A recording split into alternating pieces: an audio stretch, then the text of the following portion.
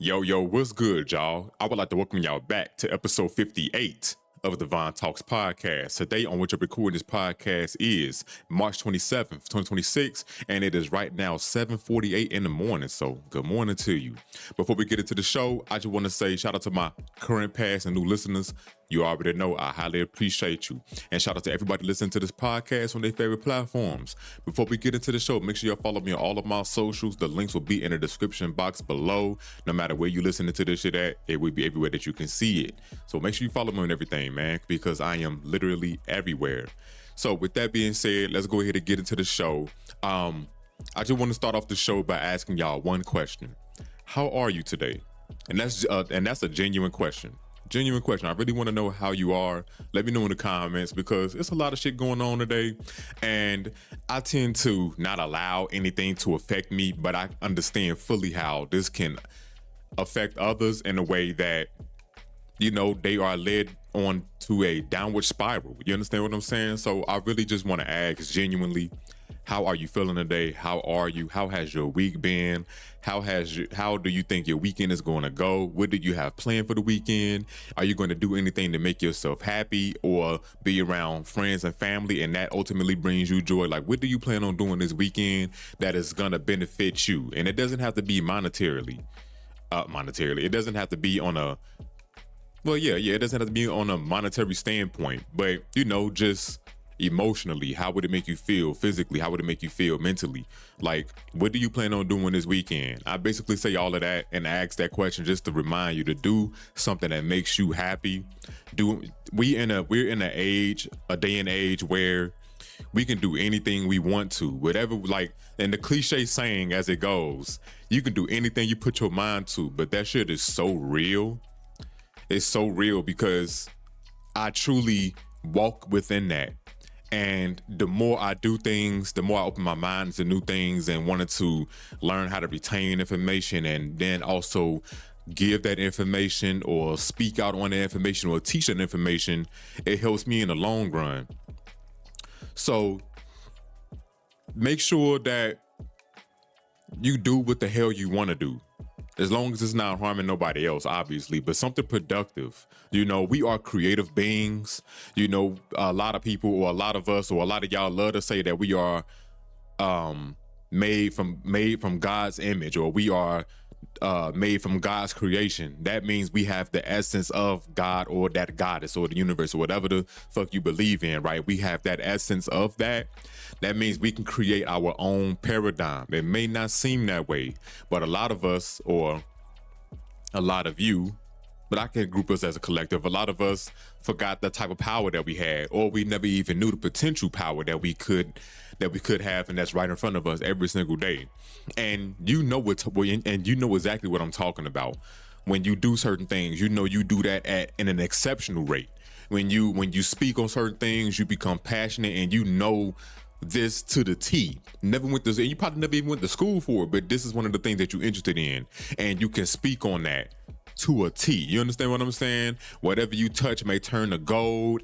Like, whatever it is, you notice those certain things, but you downplay it because you don't know who the fuck you are. You forgot who the fuck you are, or you never was told, or never got reminded who you were or who you are. You understand what I'm saying?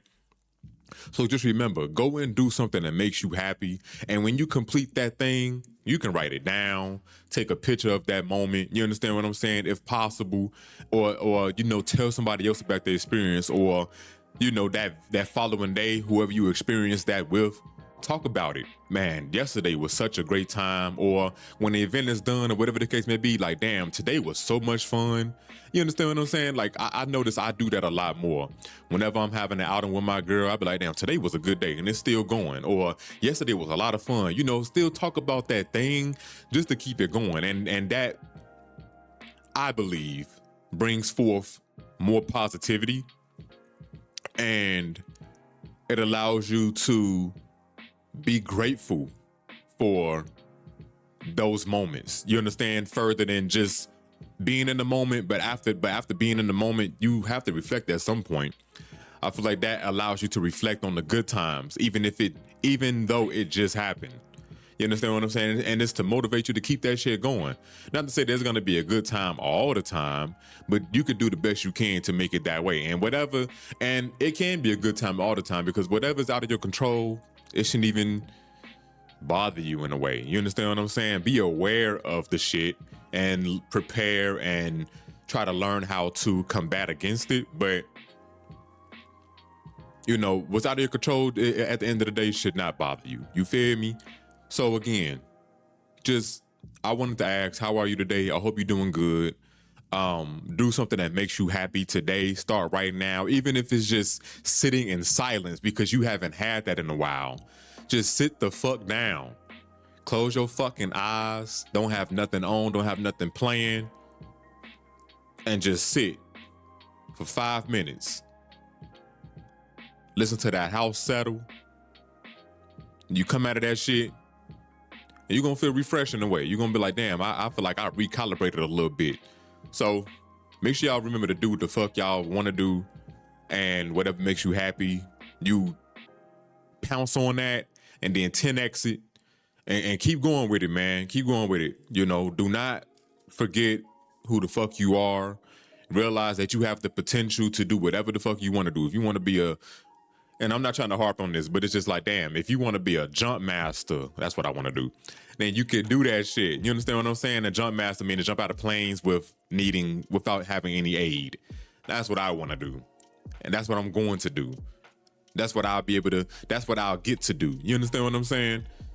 That's what I don't know why, but I just always wanted to do that. And I think one of the reasons why is because I missed out on that during my time in the military. I had the chance to go to airborne school and shit like that, but I was I high key allowed others to kind of talk me out of it, and I missed out on an experience that it's not a once in a lifetime, but I missed out on having that experience, those stories that I possibly could have made for myself, those memories that I could have made for myself. Like, yeah, I jumped out of a plane and, I seen this happen and that happen and it was cool because you up in the air, you this, that, and the third. I know how to pack a parachute, woo, woo, woo, woo, woo. That type of shit. I missed out on that. And I reflect on that not often, but, sometimes it pop up in my head. I'm like, damn, I could have did this and that and the third. But now I realize I'm not going to miss out on any such things anymore. I'm doing things that occupy my time to better my future, but everything that I say I'm gonna do, I will. So, as a matter of fact, it's already done. I'm just moving towards that frequency. It's already done in the universe. I'm just moving towards that frequency. It's already done. So, let's go ahead and get into it, man. I hope y'all enjoyed that. That was unorthodox, but hope y'all enjoyed that, man. Going into the gaming portion of the pod. Now, I'm still playing RE9 and Nioh 3. I'm waiting for Pragmata. I was streaming yesterday at the time of this recording, and I was telling the chat, I was like, man, listen, if I don't finish Nioh 3, or I was telling my homegirl homeless, it was one of the two, maybe both. I'm like, if I don't finish Nioh 3 before Pragmata come out, I'm gonna just drop that damn game. I'm looking to finish that game at the end of the month. It's at the end of the month. So I know I'm gonna finish RE9 within maybe the next week or two. And then Nioh 3, that's all I'll be playing, because I gotta make content for Resident Evil 9. I think I found a good way, or the videos that I wanna make, but still cohesive to, what the algorithm like and what the viewer might want. Video essays are killing it. So I'm making reviews based off like the last video I did for High Guard. High Guard is a game that got canceled. Not canceled, but it came out and it failed. It flopped. It died.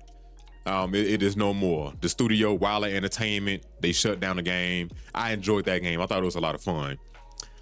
They shut that shit down back in February, and I made a video for it. And it was High Guard really that bad? And I basically was talking about where Wildlife Entertainment went wrong and everybody involved. And I basically stuck on that concise thing. I didn't get all the details there, but what I wanted to say made this point. I'm trying to take the Earl Sweatshirt approach, where it's like, when I'm done talking, that's it. I'm not trying to add more to it or whatever. Whatever. When I'm done, I'm done, and that's the song. And basically that's what it is. When I'm done with the video, I'm done, and that's That's gonna be the video, and I put that shit out there. Make sure the title was encapsulating along with the thumbnail, and I just let everything else do its work, bro. I no longer worry about I no longer worry about damn I gotta edit this and edit for retention. I'm not doing none of that shit because what I'm focused on, I know how to edit. I know how to edit pretty good. I know I can get better at it, but what I'm focused on more is the writing aspect. How can I keep the audience retention?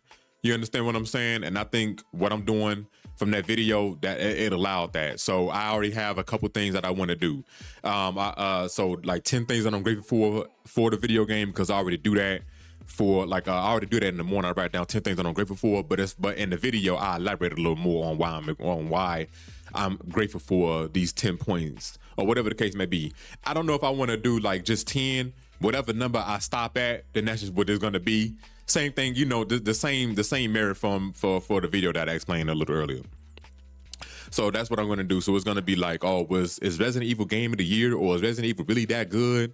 10 things that I'm grateful for Resident Evil, and then maybe a review. I don't know and then that'll be like a 3-part series that I do. And if I come up with something else to make it 4 videos, because I can drop 4 videos a month or 4 videos every 2 weeks, whatever works. I noticed doing that too, I get to really, I've never been like, let me start here, let me slow down. I noticed too, when I do that, and I be freestyling, writing and shit, I get more into my element. I've never been much of a writer, but I used to love writing because it was easy, and reading was my shit, growing up in school. So, now that I'm writing, I'm not pressured to be like, I need to use these words. And, it's just getting the point across as simple as I can without dumbing myself down. That's basically what I'm doing, and that's what I've been focused on. And then the editing and stuff will come later. And then, when I get to that frequency where I'm getting paid enough so I can have editors, I'm going to strictly focus on the recording and the writing. Oh, and the thumbnail. I want to make my own thumbnails. I want to take pride in making really good thumbnails. I'm getting better at it. You understand what I'm saying? Looking at what other people doing, trying to see where I can mold myself into have my own style of thumbnails and shit like that, because I don't want to copy anybody else. I want to be as truly authentic as I possibly can when I'm doing these things. That's why look what I'm doing now. Like everything, this shit is authentic as hell with the pod. You feel me? But anyway, I want to be authentic as I can. So I want to be able to record the video, write the script, record the video, and the same thing with my shorts videos. But this is a whole tangent too. We're supposed to be talking about Pragmata and shit. But anyways, recording the video, writing the script, and then sending it off to be edited. Make my thumbnail, and by the time the video get back, I should have the thumbnail. Now, everything got to be on a timely basis, because again, I want to be able to release this shit, because I release 5 videos a day for my shorts videos. I record them, I edit them, I put them out, all of that shit. You understand what I'm saying? But I have tools that when I do have an editor, it won't be as much work on them. It won't be as much hassle. So I just record everything, send everything to them, and then that's it. That's it. And just work on the thumbnail. That's about it. With the pod, I can do that on my own. My secret channel, I can do that on my own. You understand what I'm saying? But for my shorts channel and my main YouTube channel, my main gaming channel, I definitely want to work up to that point and do that shit. I'm drinking spearmint tea with turmeric in it and coconut oil. Some healthy shit.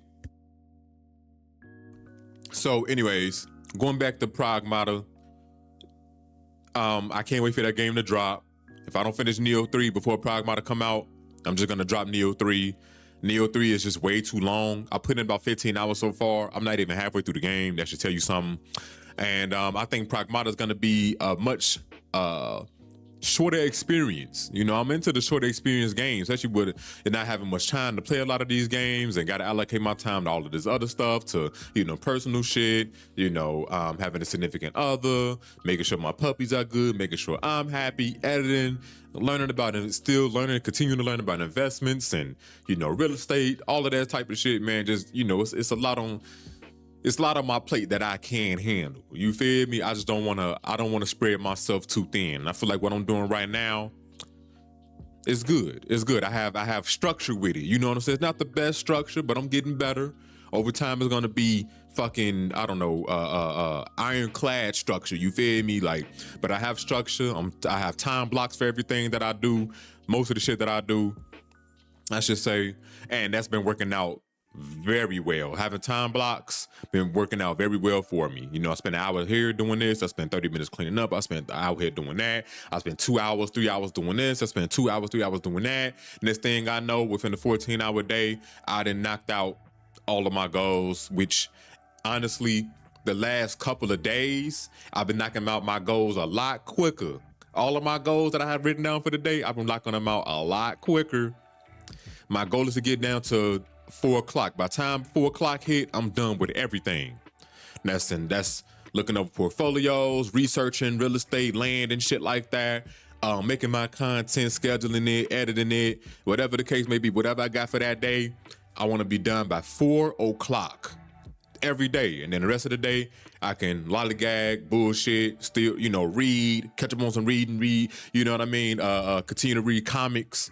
And because I haven't been reading my comics as much as I want to, but reading my comics, get through that just to get the creativity part of my brain flowing. Because I've been enjoying the comics that I have been reading. You understand what I'm saying? And play the game. If I want to play the game for 3 hours, then I can do that. Research, all that shit, man. Do more research, do more reading, do more learning. You feel me? I want to be done with everything by 4 o'clock every day. That's the goal. And I'm working towards that, slowly but surely. It's all about procrastinating less, bullshitting less, doom scrolling less, and just, bam, you do this. As soon as you done, bam, you go do this. Get your ass up, stretch, do some push-ups, sit-ups, squats, whatever you need to do. Make sure your puppy's good. Then you, bam, then go to the next thing. Walk the puppies. As soon as you get in, bam, you go ahead and do this. It's not that bullshit. Then you take this hour to get your food together. You eat, then you, bam, you move over to the next thing. You feel me? It's just that type of cycle that I'm on. And it's, like I said, it's been working. Listen, the consistency aspect is what's really been helping me, man. I'm a very consistent guy. I know that consistency is one of the things that helps out a whole lot when I want to get shit done. So yeah, man, another tangent, but yeah, that's what y'all here for. Y'all here to listen to me yap, and y'all can get some entertainment out of this shit, man. Next up, I want to talk about is the Xbox Partner Show. It was the partner preview, I believe. I had streamed it with the homie Homeless. We streamed that Thursday. Yeah, that was yesterday. Yeah, that was yesterday. I played Resident Evil 9 and then streamed that, and we talked about games and shit. That was pretty fucking cool. Me and Homeless, we co-stream together, and we always streaming these basically these showcases, putting people on the new games, and we become co-streamers for the show. So if they have things where you can sign up to be a co-streamer, we sign up for that shit. We always get invited, and we always do that shit, man. It's pretty fucking cool. We be embellished with a shit ton of games, and it's so many games to play. It don't make no goddamn sense, man. And it's everything out here for everybody. A lot of people harp on the nostalgia for video games from like the late 90s, from like, I want to say the mid to late 90s to like 2010. Because I will say that was, like, listen, it was peak gaming. You understand what I'm saying? I'm not gonna lie, but I feel like we are in the best time for gaming ever. We getting bangers of games every year. We getting something out here for a little bit for everybody every year. Games look greater than we've ever seen them before. No matter what type of art style we putting them in, they look amazing, right? We have the means to buy a PC, play our video games with all of our homies, crossplay on Xbox and PlayStation. Whatever games that Xbox have, we can get it on PC. We can whatever games, for the most part, that PlayStation have, we can get it on PC. Even though they about to make a mistake. They make a mistake trying to take their single player exclusive away from PC. It doesn't make any sense. But anyways, because they was glorifying how much money they was making over the last 6 years, 2.3 billion, by the way. We are just we are in the greatest time in gaming, bruh. Like, without yesteryear, we wouldn't have what we have today. And man, we just getting a mix of just new genres and all types of shit, bruh. It's been amazing for gaming. I've been enjoying myself as a gamer, man. Even though time is more limited than ever, I still feel like when I do game, I'm having a good time. I'm having a good old time. You feel me? We got free to play games, all types of shit, man. I'm just loving it. Now the golden era of gaming, we are entering a new golden era. That's what it is. We are entering a new golden era. You know, a lot of us can argue that the golden era is from, let me say, 98 to 2005, or you could say from 98 to 2008, maybe '09. Because that's when, you know, the PS2, Nintendo 64, Dreamcast, all the handhelds. Oh my God. The Game Boy Advance, Game Boy Advance SP, the Nintendo DS. You understand what I'm saying? You got the GameCube, the PS2, which is the greatest console of all time, the Xbox 360, the PS3, all of, you know, Call of Duty 4, Modern Warfare 2, you know, Jack and Daxter, Sly Cooper. You know, I'm bouncing back and forth between all of this good shit that we had, man. Gex, goddamn Gears of War, NBA Live 05, 2K9, 2K8, goddamn, what else? Crash Bandicoot, Soul Calibur 2, Tekken 3, Street Fighter fucking 4. Cause when did Street Fighter 4 come out? It was like 2014, 2010, one of the two. I played Street Fighter 4 a shit ton. But man, we had the arcade classics. That's when I was able to play Dig Dug, the Galaga, Pac-Man, you know, all of the shit that my mama and my daddy had grew up playing back when they was going to the arcade and shit, when they was growing up. Like, bruh, we got some fire shit back then. Remember Doritos Crash Course? Like, bro, we got some fire shit then, man. Twisted Metal, the Ninja Storm games when they were still fresh. Like, bruh, Dragon Ball Z Budokai Tenkaichi. Like, bruh, oh my goodness. But now we are in a new golden age of gaming, bruh. Since 2022, I could say, I could say, yeah, maybe we could say 2020, but I don't want to say 2022. That's when Elden Ring had came out, and we've just been getting bangers after bangers after bangers from there, man. Like 2025, 2023 was stacked with games. 2024 was decent. 2025 stacked with games, great games. 2026, we have bangers now. We have new IPs coming out this year and some remakes. Like, bruh, it's just too much right now, man. Now we got the Xbox partner review. I know this is what I was talking about before when I went on the tangent. They had released a lot of games that's coming out next year. Not released. They revealed a lot of games that are coming out next year. And it was about 14 of them. And there was a lot of them that stood out to me. So I'm gonna read off all 14, right? A lot of new IPs, and there was a couple that we've already seen before. We already know that's coming out. But starting off, we got Alien Deathstorm, that's releasing 2027. Ascend to Zero, that's releasing this year. Bluey's Happy Snaps, let me just read off all the names. Forever Ago, Frog Squad, Grave Seasons, Hades 2, Musa, Dirty Fate, Stranger Than Heaven, Super Meat Boy 3D, The Eternal Life of Goldman, The Expanse, Osiris Reborn, Vaunted, and then Wuthering Waves, and then all of the games I thought it was a lot that's coming out next year. So it's about 3 games that's coming out in 2027.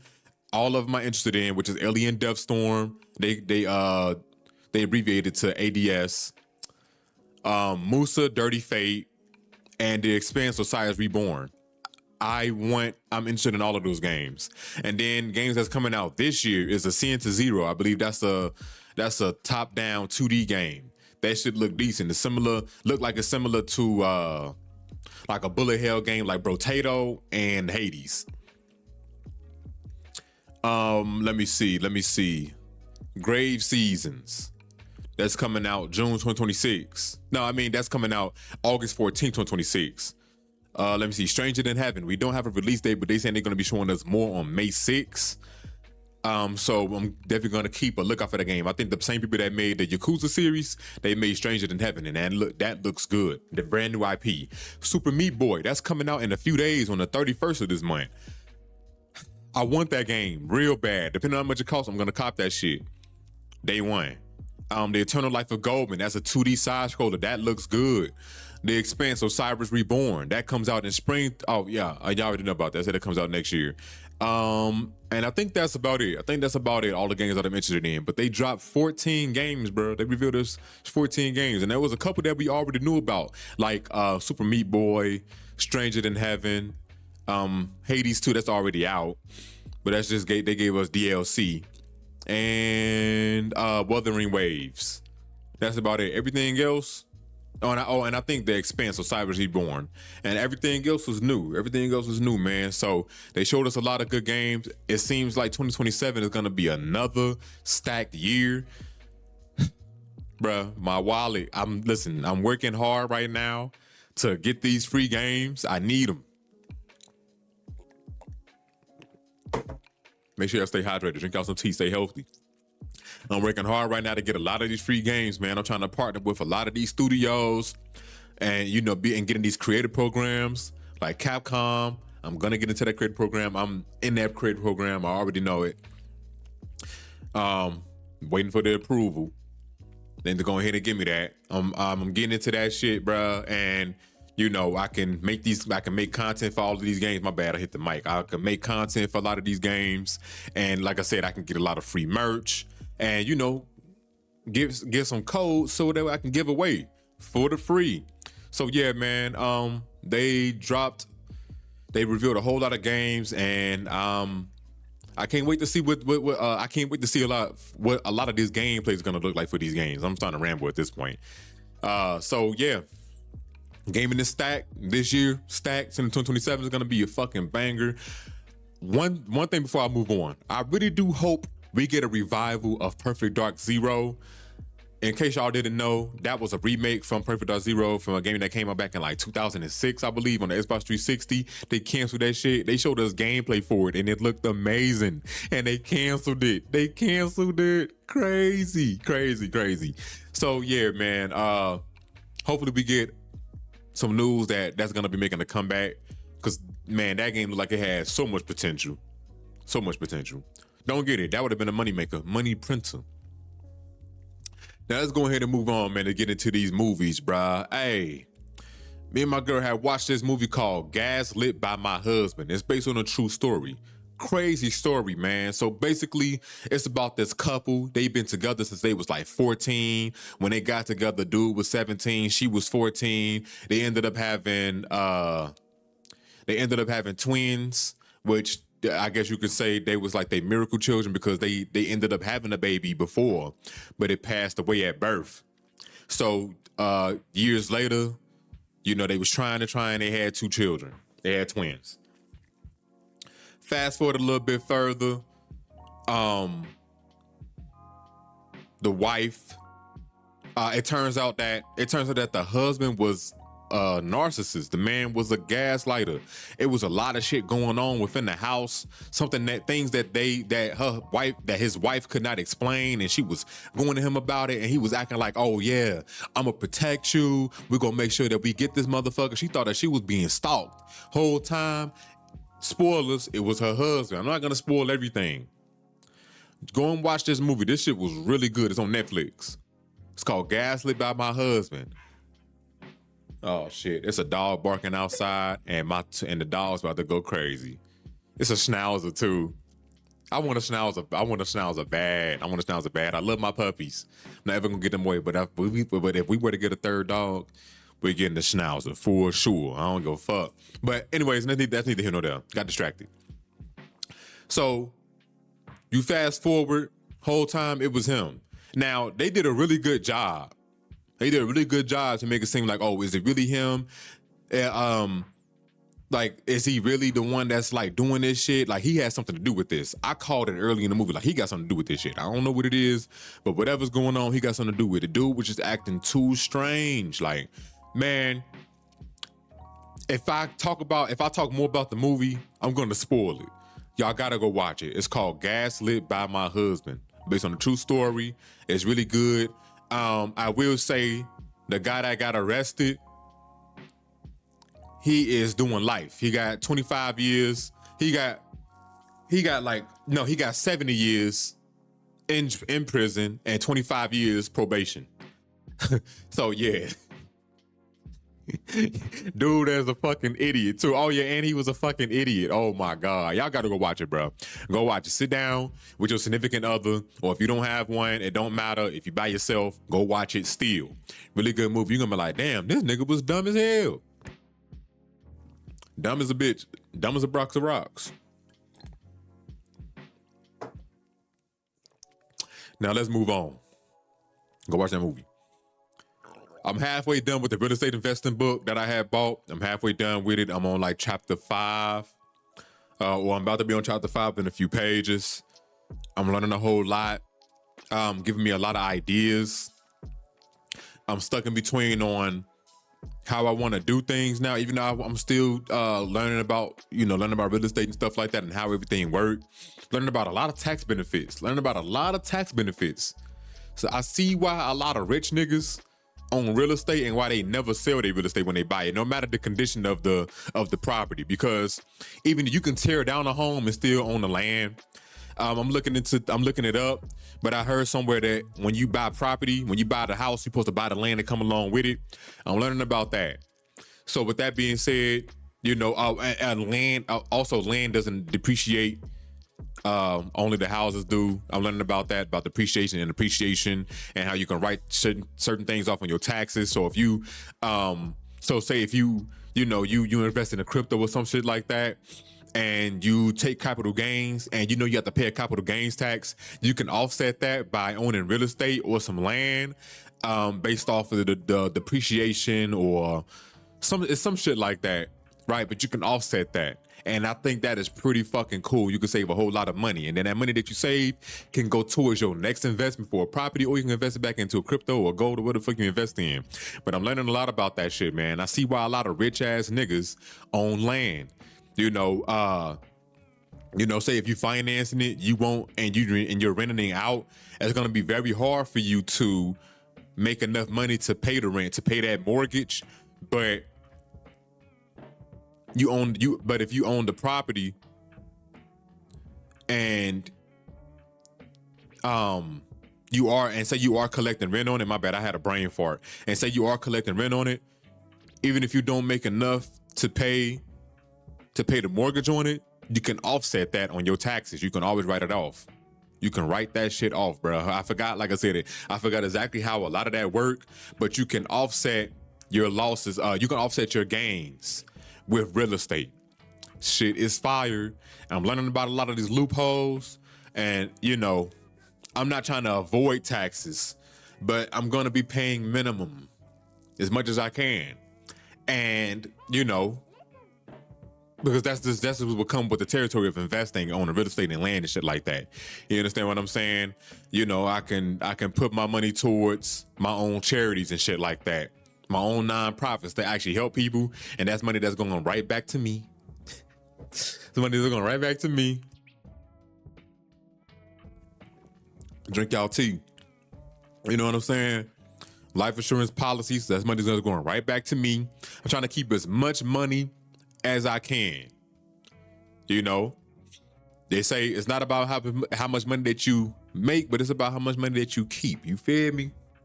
And that's very important. But this is not the investment part of the pod. I know it sounds like it is not, but I'm just letting y'all know I'm halfway done with the book. I'm enjoying my read so far. And I said an hour a day. Remember the time blocks that I talked about earlier? I said an hour a day. Once that hour is done, I'm done reading. But I will say, I do go a couple minutes past. I'll be like, damn, I got to get more of this information. You feel me? Now, right now, I'm just reading and I'm taking notes as I go. But I haven't been taking minimal notes, but I'm going to be definitely going back through it. You know what I'm saying? Skimming it. Because once I read it in full, I want to go back and skim it. And then do deep dives on each chapter, not deep dives, but like take notes on each chapter and write it down. Okay, chapter 1, here are some notes. Chapter 2, here are some notes. Chapter 3, here are some more notes. Chapter 4, and just break it up like that. I'm learning new curriculum activities to where how I can learn. And when we grew up in school, tangent, we are taught one way how to learn, how to write, how to speak, all of that shit, right? We're taught one way in school. But now that we're older, we can teach ourselves in the manners of how we know how to learn or how we like to learn. You know what I'm saying? What best benefits us. We don't have to go down the school route. So I noticed early on, back in like 2015, I was memorizing my my credit card numbers, my debit card numbers and shit. And I remember things, and I was doing that, right? And I was breaking it up in sections. You know, it's 4-digit per section. So random numbers 3261 5879 2210 8757. If those are your debit card numbers, do not let me know that, boy.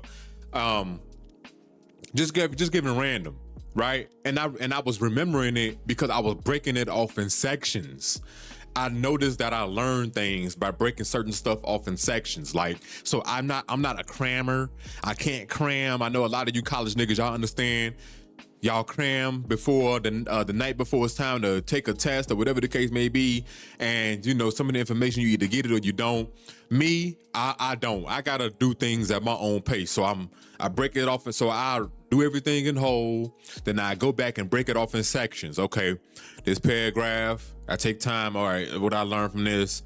The next paragraph, I read it. Taking time, I learn it from this. So that's why I'm saying I'm taking notes, and I'm breaking it off in sections, not as like a whole one thing. So not chapter 1, if I'm in chapter 1, I'm just writing down notes, and I move on to each page, I'm just writing notes for it. Now, chapter 1, here are my notes. Chapter 2, here are my notes, and I'm breaking it off in sections. And that's one of the ways that I know how to learn and what helps me learn and to retain information. I learn in the various different ways too. A lot of us, a lot of people say, oh, I'm a hands-on learner, or I'm a visual learner. For me, it all depends on the subject and what we're doing. So if we gotta make stuff, I'm not gonna learn how to make it by just looking at it. I gotta do it. If I'm reading it and I gotta retain the information that way, then if it's words, I can learn based off of what I'm reading. It just depends on the situation. Sometimes I gotta read and hands-on, depending on how complicated it is. You understand what I'm saying? Maybe I have to use all of my ways of learning: visuals, hands-on, you know what I mean? Speaking about what I learned, you feel me? Whatever it is, sometimes I gotta use all of those learning mechanisms. You know what I mean? So it just depends on the situation. But I know how to tap into that and know, okay, I'm not learning this way. I gotta do it this way. This is how I'm gonna be able to learn. You feel me? So that's just what it is, man. Knowing what I need and knowing how I like to learn and how my brain operate, I know this was a tangent, but figure out how you know how to learn, figure out how you like to learn, and dig deep on that, and take that into every other aspect of whatever you're learning, whether that's learning a new language, learning how to build something, learning about a business, creating a business, whatever it is, the smallest thing, knitting, whatever it is. Learn about it the best way you know how, and then take action on it. Because the best way to learn on it is taking action. That's the best way to learn, is taking action. You can read and write all goddamn day, but if you're not implementing that strategy or what you learn, you're gonna forget the information. Or that information that you did learn will be useless.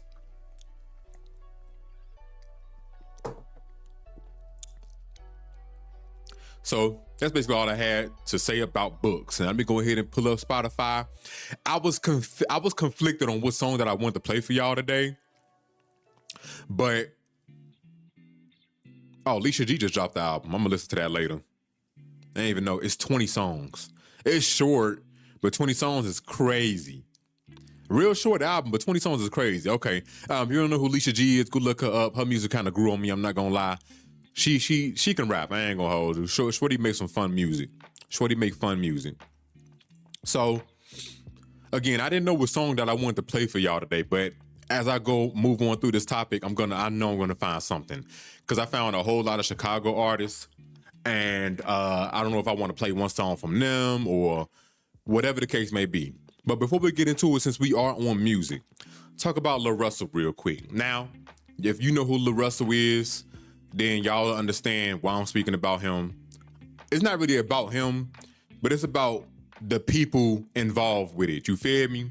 So, Lil Russell had said some crazy shit. He said that we all heaven sent, saying, niggas like Donald Trump and Jeffrey Epstein, this, that, and third, we all heaven sent, right? That shit did not go over well with the people.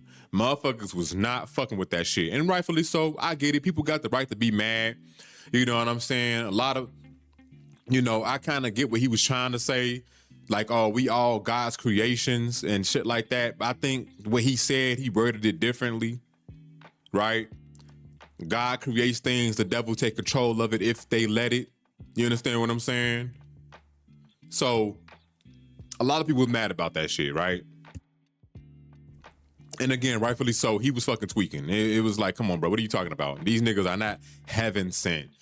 You know what I'm saying? We possibly are all created in God's image, but the devil had everything to do with that. You know what I'm saying? For everybody that believes in that type of thing, the religious folks. I'm not really on that type of time, you feel me? But I get why people was mad. You know what I'm saying? Like, when I say I'm not really on the type of time, I'm not really into the devil and God and all of like the religious aspect. You know what I'm saying? But for me, it's the universe, and things happen based off of circumstance and people's choices. That's pretty much it. We got circumstance, people choices, and things out of our control. That's basically what it is for me. It's not all the devil did this and God called them home and all of that. Nah, it's for me, it's nothing to do with all of that. Like, I do believe in the higher power. I do believe that God is within all of us. God is within us. God is you and me. You know what I'm saying? That God is a God, whatever the case is. You know what I'm saying? If the saying is true that God, we are all created in God's image, we have to have some sort of God-like being in us. It just depends on what we like to enact on, which is the left side or the right side. You feel me? God or the devil side, whatever the case may be, right? So that's neither here nor there. What I'm really mad about is the people going outside. I've seen the video, I've seen one, but it's the people going outside and they basically defending Lil Russell on what he's saying and looking at him like he's some type of prophet or whatever for him saying the shit that he's saying. Like, they need to protect Lil Russell or whatever the case may be. And it's like, boy, this shit was never that deep. Look at what y'all doing. Look at what y'all came together to do. If niggas came together like this for other issues, we would have, listen, the world would be looked at in a new light. The way these niggas came together off of something that this man said. And that's another thing. I'm tired of niggas always going crazy over something what somebody said when the deeds that they do supersede things that they may say. They may say the craziest shit in the world. It's a couple things that I don't tolerate. It's some things you're not gonna say or play around or joke about. Not happening. That's molestation, rape, touching children, all that shit. We not tolerating that. No, sirree, Bob. We not doing that. But, a lot of other stuff, it's like, all right, whatever. What are your actions? What do you do? Because that tells me if you are a good person or not. Based off your actions. So if you're an asshole, I don't give a fuck what you got to say. You an asshole. You understand what I'm saying? But if you're an asshole, based off things you're saying, but what you doing, you're showing, you got a good heart, this, that, and the third, like you go feed the homeless or whatever the case may be. It's just like, okay, you being an asshole for no reason, but who knows what you've been through, right? I don't take none of that shit personal. It is what it is. But back to the point at hand. I just can't, and let me not say, hey, I strongly dislike what I had saw in that video, all these niggas coming together and they trying to defending Lil Russell, and like I said, acting like as he is some type of prophet and he was saying something profound and, we gotta protect Lil Russell and this, that, and the third, and it's like, boy, I seen Overcast actually had retweeted that and he said, the Boondocks couldn't even write this shit. No, that's a fact. That's a fact. And it's like, bruh, our soil isn't producing as much nutrients. Can we come together for that? Our food supply is diminishing. Can we come together for that? Global warming is awful right now. Can we come together and clean up these streets, clean up these landfills? Niggas is broke. Can we crowdfund? Can we get 100 to 200 niggas to crowdfund to put into an account, and we can invest or give it to somebody or put it into an investment that we can give to somebody, and we can give them an extra source of income, and then we can do that, and then we can do that for everybody else, right? Can we come together and learn how to grow our own food? You understand what I'm saying? Protect these animals. Worry about these foreign countries and corporations and companies buying up all of these lands, and people are just only focused on the data centers that's being built. That's a whole nother issue. But these solar panels that are being built in these ecosystems, that's fucking with the animals and their livelihoods, which is fucking up the cycle of life, fucking up the ecosystem, driving animals into areas where they don't even belong, right? And now they're competing for food and resources. You understand what I'm saying? Can we focus on that shit? Can we come together and focus on that? A lot of things that we can't control. Can we crowdfund some land and plant some food? That way we can make sure that we nourish ourselves and grow our own food, right? Come together and get some gardeners and we can take care of gardens together. You feel me? The monarch butterflies are going extinct. We need them. You understand what I'm saying? Again, our food supply is withering. We have food that has went extinct that we will never see again. And if things are going the way it's going, we're gonna have more food go extinct that we will never see again. That gives us great nutrition. Can we come together and focus on that type of shit? You understand what I'm saying? And I get it, we got the wars and, folks protesting and shit like that. But I think we need to really come back to self and say, fuck all this shit, and worry about building a strong, tight-knit community that we can take care of, that we have in charge of, right? That we can put more money back into our communities and not have to worry about a Walmart, because we are supporting our local farmers. We don't have to worry about a Target. We don't have to worry about a Whole Foods. We don't have to worry about a Sam's Club. Shit like that. Companies and corporations that don't give a fuck about you, but they take over everything, right? We can put the power back into ourselves. And we worry about more shit like that, but we worried about goddamn LaRussell and what he's saying, and then people going out and protesting because I guess they felt like people trying to cancel him. Look, the LaRussell shit is gonna blow over. Motherfuckers ain't gonna care about this. After today, when I'm done recording this pod, I'm not even gonna give a fuck about it. Right? This is minuscule. This is minuscule compared to what we have to worry about right now. That's imperative for our survival. Food, shelter, water, our water supply. Like, outside the data centers that's using up the water and polluting the air. Nigga, we got things in Vegas that's in other parts of the country that's similar to Vegas, and other parts of the world that's very similar to Vegas that are using our potable water for these fountains and these streams. You know they're using potable water for that shit? Can we come together and get that shit dismantled? But y'all worried about a motherfucking LaRussell and what he said. We have bigger fish to fry, okay? We have bigger issues to harp on, all right? We got, and when we get that under control, then we can worry about everything else. When we got our food supply and our water supply and all that shit under control, we can worry about everything else. You understand what I'm saying? So that's all I got to say about that, bro. That's all I got to say about that. That shit is annoying. La Russell is the worst of our is the least of our worries. La Russell is the least of our worries. You understand me? Our food isn't producing enough nutrients to sustain us. Do y'all understand? And if our food isn't producing enough my bad. And if our food isn't producing enough nutrients, I'm yelling this shit. If our food is not producing enough nutrients to sustain us, the animals that y'all eat isn't getting the right nutrition as well. And I say y'all because I don't eat animals. The animals that y'all are eating are not getting the right nutrients as well. Y'all seen the videos. A lot of y'all like to ignore it. All the animals that y'all eat are getting treated like shit. Y'all eating that trauma. Y'all should worry about that, bruh. Really, really knock down on,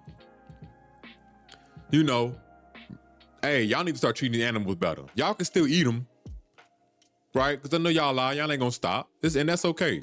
I'm not here to dictate that at all. I just, what I'm saying, I got my own lifestyle choice. But y'all can worry about that shit, right? But y'all worry about La Russell.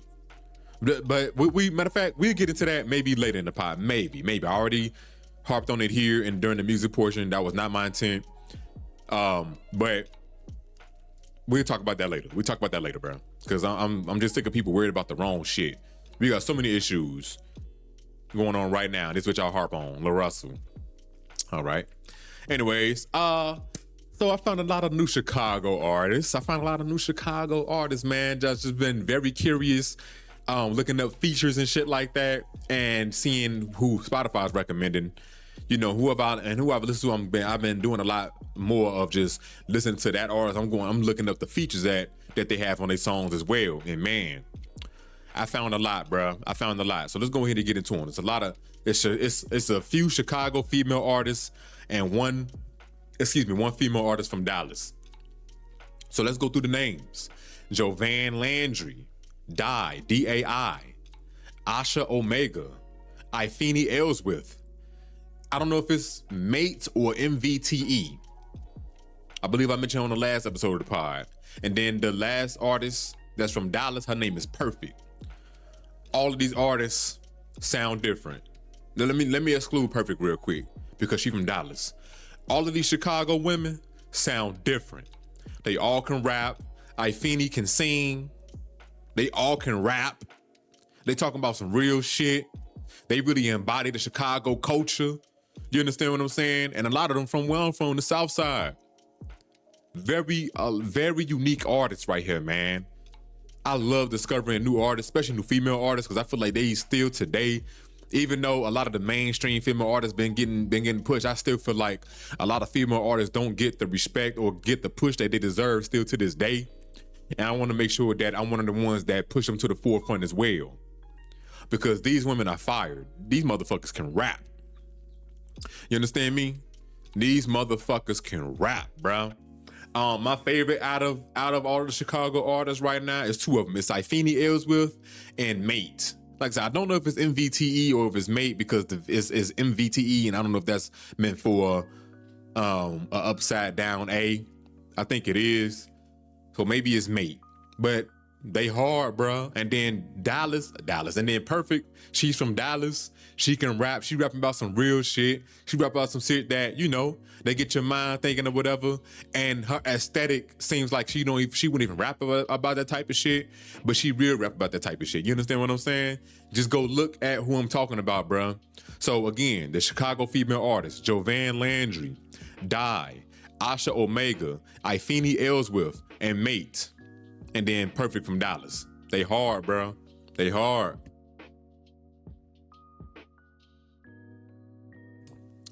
I listen to all of them. And yeah, I'm glad I did. So next up, I want to talk about Mike and Earl Sweatshirt. They just dropped a new song. Y'all already know they new project, Pompeii Utility, is dropping in April. It's dropping next week, actually. It's dropping next week, if I'm not mistaken. Hold on, let's see. If I'm not mistaken, it is dropping next week. Let me see if I can find it. Pompeii Utility. Oh shit, it got the date right here. Yeah, 4/3. So yeah, it's dropping next week, man. It's dropping on Friday.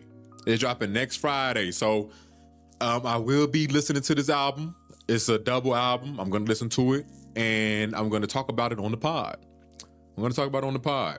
For sure. I want to do like a little listening party type shit, but I ain't about to get into that. Maybe one day. If the time calls for it, then I'll do that one day. But yeah, it'll come out next Friday, man. I'm excited for this shit. I'm getting those VIP tickets to go to the show. They coming here in June. I can't wait. I'm fucking stoked. And they dropped a new song called Lead Belly. And that song hard, boy. That song hard. I like the Surf Game production so far. I feel like these beats really bring out something different between Mike and Earl Sweatshirt, and this might be their most creative albums yet, for sure.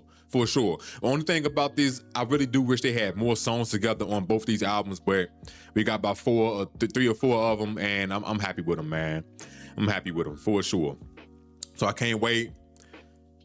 Pompeii Utility is gonna be fire. The new song, Lead Belly, that shit is hard.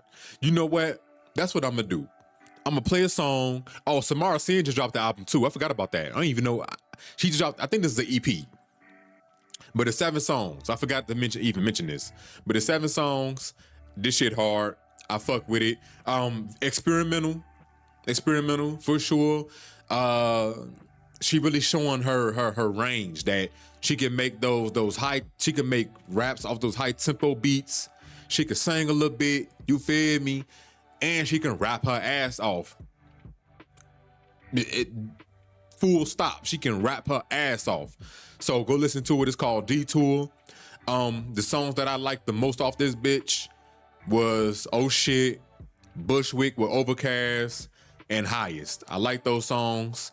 Those songs are my favorite so far, but go listen to it. I only listen to it one time. That shit hard. Oh, Bodie James just dropped the album too. I forgot about Bodie James. That nigga is, when is he not dropping an album? What is that shit called, bro? Because Bodie James is the most consistent rapper ever, I think. Between him, Old Gucci Mane, and Currency, the most consistent rappers right now. And Mike. Mike been dropping every single year since 2017. He been dropping every single year since 2017. Which is one of the reasons why he one of my favorite rappers of all time. Because every project hit. But he just dropped a new album. He dropped 2 new albums this year. Jesus Christ, I know he got more on the way. Manhunt with Rome Streets, and Hook, Line, and Sinker with this guy named Your Boy Posca. I think he's I believe he is the producer for this album. But they decent as hell though. 2 decent ass albums, man. It's hard to keep up with Bodie James because he be dropping multiple times a year. But 2 decent albums, bro. 2 decent albums. Now, let's go ahead and get to what I want. Let me go ahead and play a song by Ifeani Ellsworth. Again, she's from the South Side of Chicago. It was a freestyle that I heard of hers, and I was like, oh, I like this. I should play Melanated Diamonds. That's what I should play. That shit was hard. But I just want to focus on her real quick. Is it the faux freestyle? Let's see. No. It's the Fifi style. I believe that's the one. So I'm gonna play this motherfucker. YouTube, y'all already know you won't be able to listen to this shit. So I apologize in advance. I wish you could hear it. This shit is fire though, bruh. This shit is fire. Let me make sure that this shit is turned up. Make sure that y'all able to hear it. So this is Ifeani Ellsworth with Fifi Style. And that was Ifeani Ellsworth with Fifi Style. Now, I said her name wrong earlier. I said Ifeani. It's Ifeani. I heard her say that shit in the song. I didn't catch it the first time. So it's Ifeani, not Ifeani. Ifeani Ellsworth. I like that name. She hard, boy. She from the South Side of Chicago. She can really rap. She rap on some Afro beats as well, or like that like those Caribbean beats. That shit hard. She can really rap, man. So listen to Ifani Ellsworth. I said Ifani earlier. What the fuck? That shit hard, man. That shit hard. Now, I hope y'all enjoyed that, bro. I hope y'all enjoyed that. Listen, next thing I want to get on is I will listen to this video, and I'm not gonna stay on this for too long, but I will listen to this video. I was watching this video with Tay 600, and he was basically talking about how, you know, you don't want to be too old to have children, like 45 with a 5-year-old, this, that, and the third, and you know, you want to kind of be young with it, like 24, something like that, so the way you can still relate to your child. And you know, if you are too old, you know what I mean, try to teach your children some shit, then they might not listen to you because they gonna think that you too old, you can't relate to them, they not going to hear all that rah-rah shit, blah, blah, blah, right? My counter argument to that is this: have children when you are ready. I'm 31 years old. I do not have any children. I'm the only, oh no, actually no. I was saying I'm the only one out of my friends that don't have children. Damn near all my friends have children. Damn near. I think it's like 2 that don't. But damn near all my friends have children. Damn near. Or maybe, no, I want to say it's about 4 that don't. It's about 4 that don't. Four of my friends that don't have children. But the rest of them do. And I say have children when you are ready, bro. Nobody's really ready to have children, but don't try to make an argument talking about some, oh, you don't want to be too old, this, that, and the third. I feel like the best time to have children is when you older, you know, your 30s, 40s, hell, maybe even 50. Maybe. Just for the simple fact that you have all this wisdom. Maybe 50 a little too old, because you still want to see your grandchildren, shit like that, man, possibly great grandchildren. So, you know, if you in your 30s, mid 30s, 40s, late 40s, I think that's a good time to have children, just for the simple fact you probably way more established. You have a partner that agrees and sees the world in a similar view as you. Y'all 2 different people. Y'all gonna have different perspectives, but y'all are going to agree on most of the same things, right? Especially when it comes to raising children. You're gonna be wise. You're gonna have way more wisdom than you would have at 20-something trying to figure it all out. You understand what I'm saying? And he was talking about how, you know, he didn't touch his first 100,000 until he had his son. And it's like, okay, I get that, because sometimes you might need something to push you in that direction, to turn the fuck up. And it's just like, I personally don't believe that you need children to turn up. I personally believe that you shouldn't bring your children in a fucked up situation. If you broke, don't bring your child into a broke situation. I know folks have sex, people love to fuck, motherfuckers have babies, but there's things to prevent that shit. I know fucking with no condom, that's one of the best feelings in the world. I get it. But you want to protect yourself so that way you can protect your future children. You don't want to bring them into poverty. You don't want to bring them in a space where you're trying to figure it all out. Now you got to worry about a human being, or if you have twins or triplets or quadruplets, however many children you have. Now you're bringing a human being into your world that ultimately is going to be their world, because everything's going to fall back on you if you don't take care of them. You understand what I'm saying? You don't want to bring them into a world where you're trying to figure things out. But like, you know, just on a monetary standpoint, we're not even talking about on an emotional level. That's a whole nother conversation. Just on a financial level, you don't want to bring them into a situation like that, and you broke as hell, and now and whatever's wrong with you might be taking out your anger on that child. You understand what I'm saying? You got to apologize later for how you acting because you broke, because of the decision that you chose to make, because you wanted to fuck with no protection. That's your fault. That's your fault. So I feel like have children that whenever you feel like it's a good time for you, but make sure that you're established, and not just on a financial standpoint. Make sure that you are emotionally stable. It's a lot of emotionally broken people out here. And a lot of people don't see that. They think, well, Shit, I got whoopings. Look at me. I came out fine. But they snapping on their significant other every 5 seconds. Or they don't understand why they getting mad at the mother because they don't do what they want them to do or how they want it to be done. You understand what I'm saying? That shit comes with trauma. Whoopings and beatings and shit like that, that shit comes with trauma. We are communicative beings. We don't communicate through our fists and our hands and weapons and objects.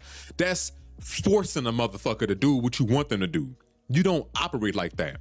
You talk to them. You don't go to your boss and you smack them in across their fucking head because, oh, you was mad that day because they said something that you didn't like or you felt like they got disrespectful towards you. So you smack them against their motherfucking head. You not doing that to another grown man or woman. Why? Because it's jail time, you fired, you lose your job, you out on funds.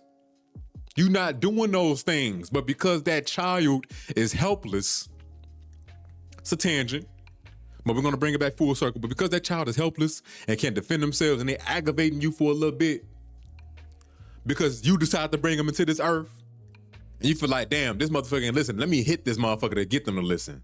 They're not listening. They're scared. So they're doing things out of fear to listen because you got the facade of them listening to you, right? Because you don't have the patience or the emotional intelligence to progress or to not progress, but to process while you feeling the way you feeling. So you take that shit on that child. Make sure that you are emotionally stable so you can love the child as they need to be loved, and you can hold them and cherish them and coach them through life, not force them to do what you want them to do. Coach them through it. They are a product of you. When motherfuckers say you are a product of your environment, you are the environment.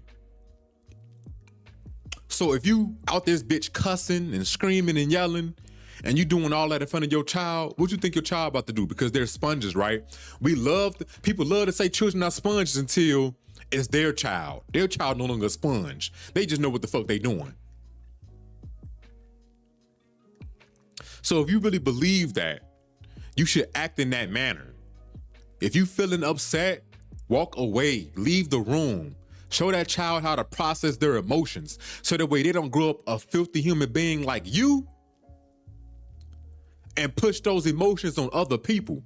We are all emotional beings. We have them, we process them, and then we show them in the best way that we know how. And if that's all we know and we haven't been shown nothing better, then that lies on the child. That child sees that shit and then they act out what they see. So if they cussing, you can't get mad at them because you cussing in front of them. Or you watching things with them that cuss. If they throwing tantrums and they stomping their feet and they mad, just know that they children and they are having a tough time processing their emotions. Let them get over that shit because it's only gonna take a few minutes. Don't hit them and shit like that. It's only gonna take a few minutes. Ask them what's wrong, talk to them, see why they acting like that. Give them suggestions. Are you acting like this because of that? Have the patience for that shit. So if you don't have the patience to have children, don't have them. If you're not emotionally intelligent enough to process your own emotions and you got to do that shit with that child, don't have children. Whenever you feel like you are ready, that's when you have them. So if you are 45 years old and you feel like you ready and you're going to be 50 with a 5-year-old, well, so fucking be it. Oh, well, guess what? Now you have the knowledge, you have the range, you have the wisdom. And if you are loving your child the way you're supposed to love them, no matter what age you have them, they're going to listen to you anyway. Oh my God. I think I just broke the code. Is that so hard for us to understand? That's not hard for us to understand.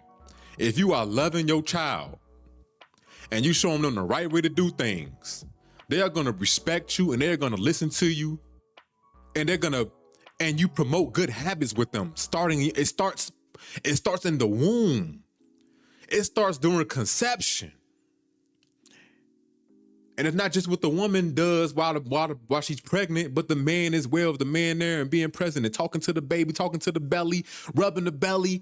You know what I'm saying? The baby come out, you hugging them, kissing them, showing them, talking to them all the time, speaking nothing but good things to them. They're going to be this, they're going to be that, they're going to be great. They're going to, you know what I'm saying? Spewing nothing but positivity upon that child. I guarantee you it's less likely for them to rebel against you. We all have that rebellious stage, but think of the type of parents that we had growing up and why you were so rebellious.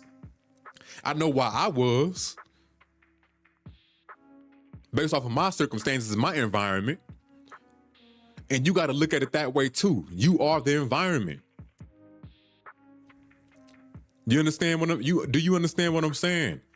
When they turn 16, 17, 12, 11, 13, 12, 11, 11, 12, 13, and they know how to process, speak out, and it's not being disrespectful. They just speaking their mind and telling you how they feel. That's because you did that, and you should be proud of that shit. You did that. Then when they get older, they're gonna be less rebellious against you because they know how to process their emotions. Because you did that. You took the time to process your own shit, and it helped your child process theirs. Do you understand how that cycle was broken and how it turns into something more? Now that positivity stretches and it touches the next person. So on and so forth. So I just wanted to stop here and stay, not stop the pod, but stop at that point and just say that real quick. Have children whenever you feel like you're ready, and it's best to do it when you're going through therapy, after therapy, or if you're not doing that, reflecting on your life, wanting to change your life, knowing that you are not the best person that you need to be for yourself. Therefore, you won't be there for your child. Have them when you're ready, emotionally stable, financially stable if possible. Not if. Financially stable when possible. Not if, when. Physically doing things, working out, teach them those good habits, eating right. What you repeatedly do gets ingrained in your subconscious mind. What gets ingrained in your subconscious mind becomes an unconscious activity. What you repeatedly do, that's it. Yeah, what the fuck? If you can see it in mind, you can eventually hold it right here in your hand. So, that's all I want to say on that, man. Have children when you are ready. I still don't feel like I'm ready. And like I said, you're not really, truly, ever really going to be ready for children. But it's the action that you take upon where it makes you feel more confident about having children. But like, damn, I know that I can process my emotions better than the average human being. It's time for me to have a child. I'm making good money. I'm emotionally stable. I work out every day. I have good habits. I eat right. I treat the people around me with love and care. I have a good support system. It's time for me to have a child. I digress on that. Let's go ahead and move on, man. Let's go into my second favorite part of the pod. Investing. Now, I have it up here, 3 minutes of investing. I'm just going to leave it as, I'm going to actually cut that out and just do investing. Capital I that motherfucker, because I talk about this shit longer than 3 minutes. So, what I want to say is basically, because we already, an hour and 14 minutes. I just want to say, man, listen, make sure y'all save y'all money, bro. Save y'all money. Save. And look for things that'll grow your money, like a high interest savings account. Or if you want to use Bitcoin as a savings account, you can. This is not financial advice. This is not financial advice. I am not a financial advisor. I had to say it slow real quick so that way y'all can fully understand. But just giving y'all ideas on how I think and what I like to do with my money. You feel me? Make sure that y'all save, man. Make sure that y'all save. Because if you don't save now, you will pay later. You will pay later. You're going to be looking up 66 years old, still not being able to retire. 70 years old, still not being able to retire. Bones aching. Wish that you can take vacation being on the beach some motherfucking well because you decided not to save in your 20s, your 30s, and your 40s. You decided not to invest in your 20s, your 30s, and your 40s. You decided to not create a budget in your 20s, your 30s, and your 40s. You decided to go out on weekends instead of saving that money in your 20s, your 30s, and your 40s. Eating out every weekend, every other day in your 20s, your 30s, and your 40s. Thinking that you can worry about retirement later because you think that somebody's gonna come out of the sky or say, hey, you work for 50 years, here you go, retirement money. That's not how that works. Because you think that your 401k is safe. You should never rely on another man or woman to take care of your money, to take care of your finances, to say when you're ready to retire. You should never, not saying that 401k is bad, but just giving you a perspective. You should never rely on another man or woman to take care of your family, to have control over your money. Because from my understanding, 401k is tied to what? That company, the stock market, the shit go down, yeah, what goes down? And it's not protected. It's not like an IUL, Index Universal Life Insurance policy, where it's tied to the market with a zero floor. So if the market goes up, the percentage rate that you make within your IUL goes up. If the market comes down, wherever it stopped at, that's where it's gonna be at until the market comes up again and it goes past that. It's gains forever. There's a zero floor. It's not, a 401k doesn't have that. Again, not saying that 401ks are bad, they are good, especially if you know you got a good policy, you know what the company you work with, but none of this security is a myth. None of this shit is guaranteed. But you can make it more guaranteed if you took better control of your finances and start saving now. Create a budget now. Start investing right now and stop that instant gratification bullshit. Instant gratification is, oh, I got paid, let me go out to eat today. Oh, I got paid, I've been working hard all week, I deserve a little snack. Oh, I got paid, let me go buy a new TV. Let me go buy a new this, let me go buy a new that. Shit that ain't gonna have any long-term monetary value with you in the future. Shit that's gonna be obsolete within the next week or the next year. Something that you're not even gonna use, something that you're gonna forget about within a couple years, and you could have took that money and invested it. Let your money grow, took your initial investment out, and put that into another asset to buy more, and put that into another asset to create more cash flow, whatever the case may be, or just simply save that money. I mentioned it in my last pod. If you need some help, hit me up. I'm not a financial advisor, and this is not financial advice, but I know how to create a budget. I can do that. I know how to eliminate things that doesn't help me, for lack of a better term. In the long run, I know how to eliminate that stuff. Things that give me short-term pleasure and not long-term gains, I know how to eliminate that stuff. I've eliminated that stuff for the most part. I can help you with that. I'm not a coach or nothing like that, but I just wanna help because I know what's possible. I know that you can do more with your money rather than going out every weekend, eating out every day. If you're not going out every weekend, eating out every day, buying new things that doesn't have any long-term monetary value, that's gonna lose value, if not already didn't lose it by the time you walked out the store, right? So just save y'all fucking money. Save y'all money, man. It's crucial, especially between now and 2030. Y'all see inflation through the roof. We're not even in hyperinflation yet. Told y'all last time we're gonna hit hyperinflation between sometime now and 2030. Things are gonna be so overly expensive, but you can alleviate some of that shit if you create cash flow, get a side hustle, take that money, invest it into cash generating assets like dividends or DeFi if you fucking with the crypto side like me. That's gonna pay you daily, weekly, monthly. And you could take those payments and buy more cash generating assets, right? That's gonna pay you monthly, weekly, daily. You feel me? Like, save y'all fucking money, man, and invest that shit as well. Take a percentage of your check, even if you gotta automatically do it. Take a percentage of your check, put it into a high yield savings account. I use Uphold for one of them. I use Uphold, I use Kraken, and I use Coinbase. I have like several savings accounts and other things as well that I use for a higher rate savings account.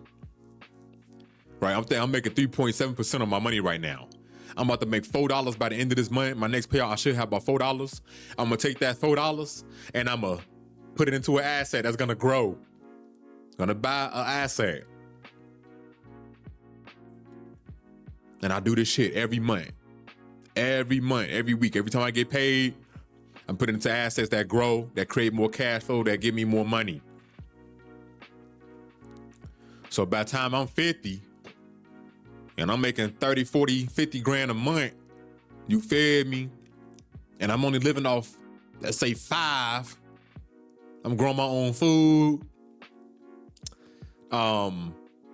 Shit. I got my own water supply. Shit. Nigga, taking vacations. I got editors. When I'm making 50 grand a month, then that's just off of that. Off of dividend payments. I'm not even talking about the DeFi payments. I'm not even talking about the real estate passive income that I'm gonna be making. That I'm going to be making. That's just off of that. Nigga, I'm by the end of this year, I'm looking to make a good extra 2 grand a month by the end of this year. Now, matter of fact, I ain't gonna say, let me stick to my plan. I'm looking to make however much I'm getting paid monthly now, I'm looking to make that monthly and through dividend payments by the end of this year. By the end of this year. By the end of this year, I'm looking to be making that by the end of the month. By the end of the month. I'm looking to make that monthly by the end of this year. What I'm getting paid monthly right now, I'm looking to make that through dividend payments. So, like I said, that's just that alone. Not talking about the DeFi, not talking about real estate. That's just that. So, remember, man, save y'all money. If y'all want to know what markets to invest in, I invest in heavy in crypto. I'm about to get in real estate. I'm about to own some gold, get some silver. You feel me? Copper. You understand me? Whatever other market that I can get in, I'm gonna get in. I just started creating a portfolio. Let me slow down. I just created a Pokemon portfolio. It's from this app called Collector. I'm about to start getting into buying Pokemon cards and then selling them within a few years to, you know what I'm saying, to increase my cash flow or whatever the case may be, man. I'm gonna start doing that shit. It's a lot of value within Pokemon cards and Magic the Gathering cards. I'm been doing my due diligence on that. Go look up Collector. It's pretty cool. You can put a watch list for the cards that you want to get into, and then to give you how much that portfolio is worth or would be worth if you was to buy it. That shit hard, man. So, excuse me. Remember to save y'all money. Save y'all money. Stop instant gratification. Invest as much as you can. Take a percentage of your check, put it in the savings, take a percentage of your check, put it into investments, and just let the flywheel go. And when your investments go up, and you getting that interest pay, and you getting those interest payments, you can reinvest those interest payments back into your savings account, and those dividend payments or whatever the fuck you invested in, you can take those profits and you can reinvest back into those assets and let the compounding effect do its magic. And you look up in 5 years, 2 years, you be like, damn, I'm making $500 a month. I'm making an extra $1,000 a month, $2,000-$3,000 a month. Because of what I started today. When I heard this podcast, I started it today. And now look where I'm at. And nigga Vine know what he talking about. He put out some good information. That's what y'all gonna be saying to yourselves. That's what y'all gonna be saying to yourselves. And y'all won't have to rely on a job or another man or woman to tell you and curate how you're gonna take care of you and your family. The shit is very important. You have the means to do it. You can do this shit, man. It's not hard. I'm telling you, it's not hard. You can do it. We all can. Just gotta discipline and consistency. Discipline and consistency. Y'all, you can be consistent, but in order to be consistent, you have to have that discipline. Discipline and consistency to invest every month, every week, every day, however you like to invest, and not touch that money over a period of time. Pull profits when you need to, reinvest those profits to accumulate more of the investment you already have, and just let that shit go, man. So discipline, build that discipline. That consistency is gonna help you keep that discipline. You need that. Those are gonna be the two main tips the two main points, I guess, for lack of a better term, that you're gonna need for this journey. I'm telling you from experience. I'm telling you from experience. I'm a consistent based guy. That's me. I do well off of consistency. I'm telling you. You want that. You need that. And you're gonna have it. A matter of fact, what I said earlier, you already have it. That frequency, that version of yourself is already there. You just working yourself up to that frequency. That's all it is. You just not even working yourself up to that. You're tuning yourself. There we go. You're fine-tuning yourself to be on that frequency. It's already there for you. You just gotta operate on that for an extended period of time to see those results. That's it, that's all. And when you're making 10 grand a month from doing absolutely fucking nothing, give yourself, I'm doing on this side, give yourself a pat on the back and tell yourself thank you. That you or your family never have to worry about money again. That your grandchildren will never have to work a day in their life if they choose not to. They can do what the fuck they want to do, man. So yeah, that's basically all I got to say about that one, man. Make sure y'all save and invest and stop that instant gratification. And make sure you build that discipline and have that consistency every single day. And watch how your life change for the better. Just give it 60 days. What Larry June said, a lot of shit could change, my nigga, in 60 days. Just give yourself 60 days. Give yourself 60 days and watch that change. Watch that change. Pay attention, take notes, reflect. You're gonna be like, damn, this nigga was right. I know. You ain't gotta tell me that though. I just wanna see you flourish. That's it. And make sure you get this message out to other people that needs to hear this shit as well. That's really about it. I was gonna talk about my spiritual journey. Matter of fact, let me hit on that real quick. My spiritual journey. We already almost an hour and 30 minutes in. It's about to be the longest pod ever. Damn, boy, when I didn't realize I can really talk this much for hours straight. I can hold seminars if I wanted to. My spiritual journey has been a one of a kind, I will say. I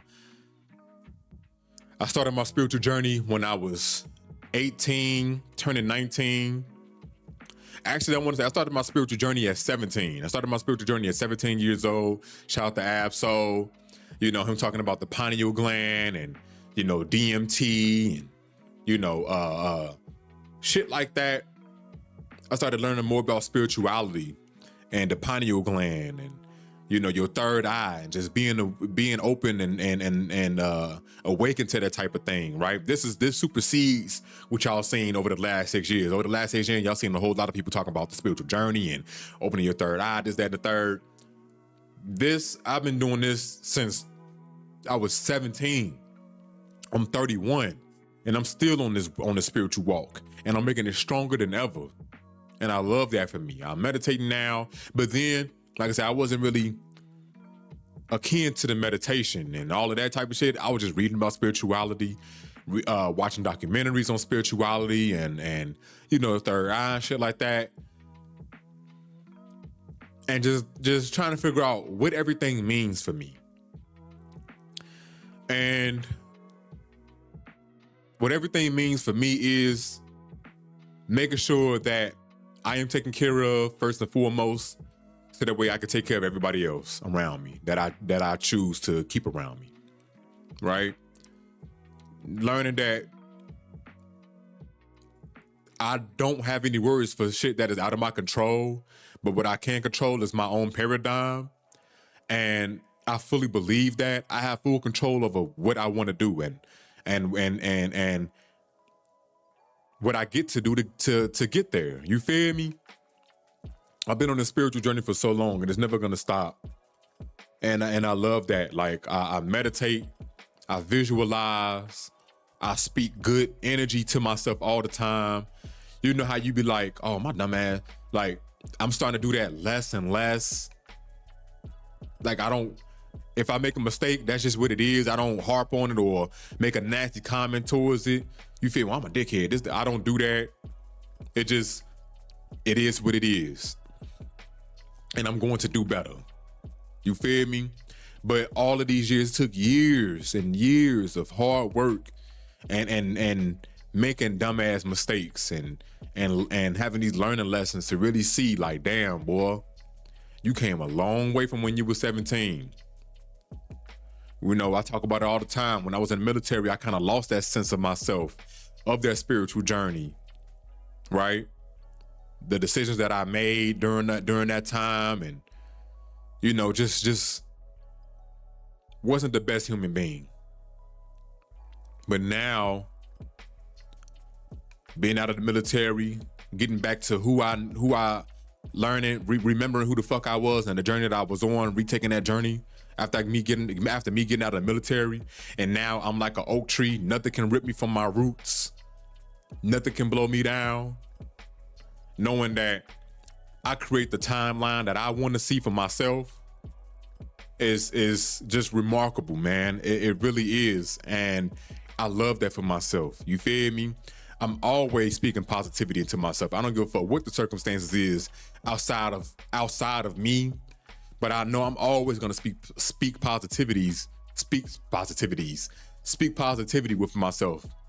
You know what I'm saying? My affirmations that I speak to myself: I am healthy, that I am wealthy, that I am abundant, I am a multimillionaire, I am what is it? Hold on, I am wealthy, that I am healthy, that I am abundant, that I am a multimillionaire, that I am. It's something else that goes in there. I forgot what it was, but I am loved, that I am. You know, those things right there that took my spiritual journey from here to here. Writing down 10 things that I'm grateful for took my spiritual journey from here to here. I'm grateful for everything that I come across in my life. Everything I'm grateful for, because I can learn from it no matter what it is. I'm grateful for it, man. And I learned how to tackle shit head on and not be a bitch about a whole lot of things that I used to be a bitch about. You feel me? And just being a man about every aspect, every situation of every aspect of my life. Just being a man about it. You know what I'm saying? And that took me from here to here as a person. Like, y'all don't understand how much I've changed. And I speak on that not from an ego standpoint, but to really give you an idea. Like, yo, I didn't have the best situation growing up. I was not the best human being through my military years. You know, I was an okay guy, but I definitely could have been better. I was not the best. And now, seeing who I am now, and seeing who I am now, puts things into a whole lot of perspective. Like, damn, I'm 31 years old. I'm turning 32 this year, September 18th to be exact. And look at all the shit that I've been through, all of the things that I overcame, and all the things that I learned, and applying all of this information.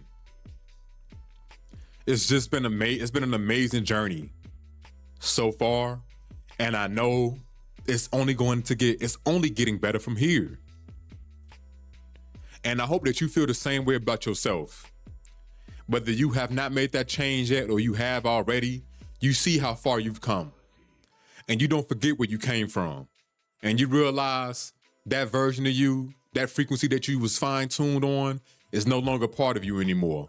That world still exists, but it exists in the past. Now, it's about the moment that you're in and the future that you are creating for yourself. And that's the frequency that you are on right now. And you take this time and you reflect on who you are. And you realize, damn, my spiritual walk can be better. Or my spiritual walk has been amazing. My physical walk, mental walk, emotional, financial, like all of that shit, my walks of life has been getting better over time.